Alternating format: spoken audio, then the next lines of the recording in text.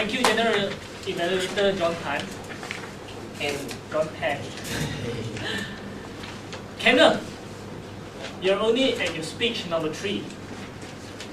That was indeed an extraordinary speech.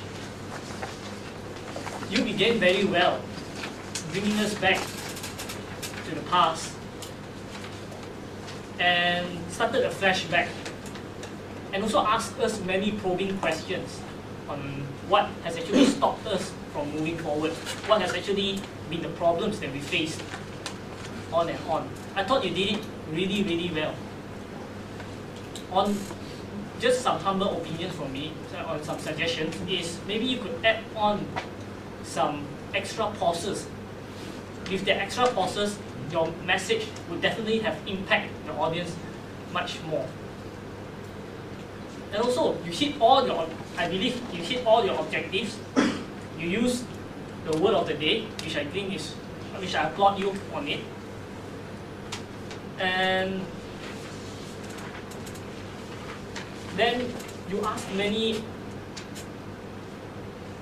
Okay, and my suggestion to you is that maybe when you were bringing the audience back, like when you ask them to close your eyes, you could have actually closed your eyes and actually let your audience visualize and give them some time. In other words, the pauses were not long enough in our opinion. Hope you can take that back. Then you proceeded on to your story about you and your friend Siva. In that story, you talked about Siva and how he actually procrastinated and he had a choice to actually go and pursue his own business, his own dream, but he did not. Although the chance, the opportunity was right in front of him, he could have picked up skills. And I thought you did it very well by you adding on rhetorical devices such as the pole. How can a pole what jumper jump without a pole? And I thought it was very well done because even the lizards in the room began to agree with what you say. There's really an extraordinary thing happening in our club. I don't think that actually happens quite often. And on you went on into your closing, where you described our life as a block, where you shape your life. Your 3 main points should have, in my opinion, your 3 main points you could have actually incorporated it into your speech, raising your standard, changing your life and your strategies. Basically, if they were in your speech, it would be even more stronger, the message would have come out. Just a little more for me to add on to your speech. Maybe you could have used this. Life is like sitting in a taxi. The meter keeps on ticking, ticking, and ticking.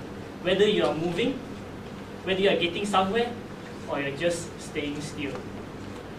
With that, I wish you all the best, and I hope you can take back a little from my evaluation, and you'll definitely become a very competent speaker. Back to you. Thank you very much. Competent communicator Hanson. For the benefit of guests, what Hanson applied is known as the sandwich method. You start with praise, always look for good in someone. I always give the example, if someone were to come up, first speech, freeze, don't say a word, you say, congratulations for having the courage to make that first step to public speaking. So always look for good, but it is not wishy-washy meetings that we conduct. The middle part, areas for improvement. And the person dutifully should give suggestions, which he did. And then of course, wrap it up with motivation. We want the members to come back to make more speeches. Kenneth, would you come back to make more speeches? Yeah, of course. Definitely so. You see, that's a fantastic evaluation.